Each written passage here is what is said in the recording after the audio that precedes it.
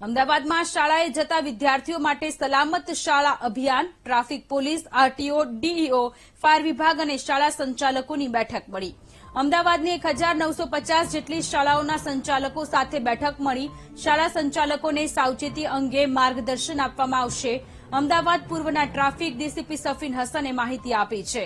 RTO માન્ય વાહનોમાં જ બાળકો શાળાએ આવી શકશે. બાળકો વાહન લઈને સ્કૂલે આવશે તો જુવેનાઇલ એક્ટ હેઠળ કાર્યવાહી થશે.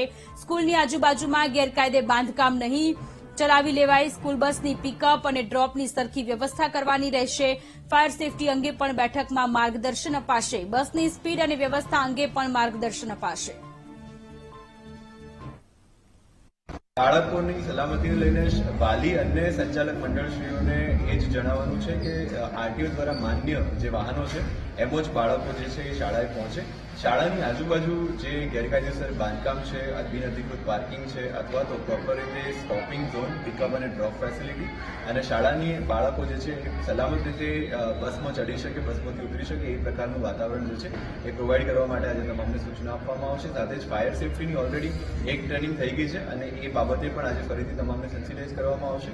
આ ઉપરાંત બસના ડ્રાઈવરોએ કેટલી સ્પીડમાં ચલાવવાનું છે, ઓવરટેકિંગ નથી કરવાનું, બસની અંદર કઈ પ્રકારની વ્યવસ્થા હોવી જોઈએ એ તમામ અંગે આજે તમામને જાણ કરવામાં આવશે.